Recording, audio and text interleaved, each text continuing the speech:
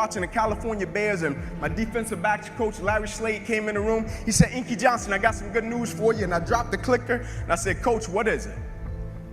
He said, son, you're a projected top 30 draft pick. He said, all you have to do is play these next 10 football games. You're an automatic multimillionaire. I ran out of the room. I got on the phone. I called my mother and my grandmother. I said, listen.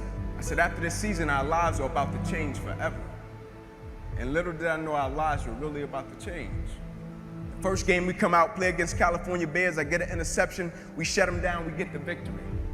Second game, we're playing against Air Force. It gets late in the game, found ourselves in a dogfight. And I approach the tackle like I approach any other tackle, and the way I'm approaching it, either I'm gonna knock you out or you're gonna knock me out. I'm 165 pounds, I can't play with anybody.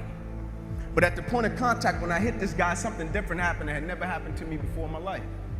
I hit him and it seemed as if every breath in my body left. My body went completely limp. I fell to the ground. I blacked out. I looked at the doctor because I couldn't feel my right arm. They had poked me with all type of needles. Inky, can you feel this? Can you feel? I couldn't feel a thing.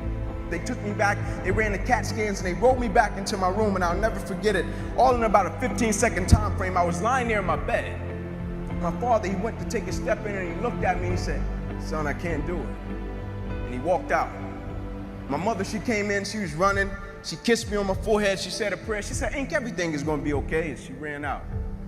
And as soon as my mother stepped outside of the room, the doctor rushed in from the opposite side and he said, hey, get in here. We got to rush this guy back to emergency surgery. He's about to die. I said, what? I said, my mom just told me everything is going to be okay. He said, son, what happened? You have busted up subclavian artery in your chest. You're bleeding internally. Have to rush you back and take the main vein out of your left leg and plug it into your chest in order to save your life. And when I woke up from recovery, the same doctor was standing over me. He said, Inky, I have some good news and some bad news for you. I said, you got some bad news for me? After telling him I was about to die, I'm still alive. How bad can it get? I'm still here. He said, the good news is, son, we saved your life. I said, thank you, sir.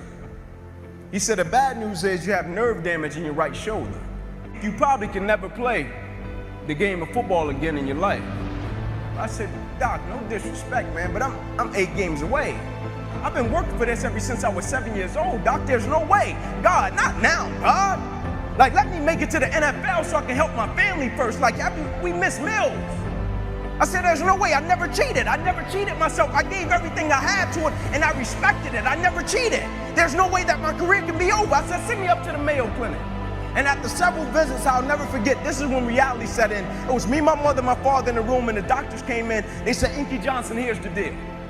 They said, son, we hate to tell you, but your arm, it would never be the same again. Your hand, it would never be the same again. Son, you can never play the game of football again. They said, son, here are your surgery options. We could take a muscle out of the back of your left leg, plug it into your right arm, but there's a possibility that you'll be left with a weak left leg and a weak right arm the rest of your life. Or we can take a nerve out of your left arm, reroute it up to your chest, down into your right arm, but there's a possibility that you'll be left with 2 weak arms the rest of your life. Or we can take a nerve out of your left rib, reroute it up to your chest, down into your right arm, but there's a possibility that you'll be left with a breathing problem and a weak right arm the rest of your life. By the way, tell us what you want to do in the morning. And the next morning, I walked into the doctor's office. They said, son, what option did you choose? I said, no disrespect to you, doc. I'm not choosing an option. My situation is out of your hands. I said, no disrespect to you, doc. Cut me where you got to cut me. I said, I know I will come out of this situation okay. As I stand right here on this stage before you today, they cut me 6 times down my left thigh. They cut me 2 times across my right rib. They cut me 2 times across my right pec. They cut me 1 time across the left side of my neck, 1 time across the right side of my neck. They cut me from the bottom of my armpit all the way down to the bottom of my hand. And after they got through cutting on me, they said, son, you're going to be in this hospital for the next 40 days. I walked out of the hospital on the 3rd day. They said, you broke a record. How did you do it? And I said, first and foremost, the thing I want y'all to understand, I will never let a circumstance or a situation define my life.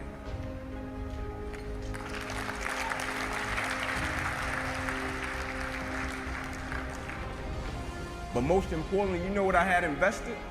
I had sweat equity. I had been working my whole life. And what I didn't understand, by being determined to chase something, by being committed to it, and what commitment is staying true to what you said you were going to do long after the mood that you have set it in has left. You see, people think commitment is saying, yes, I'll do it on the days when it feels good.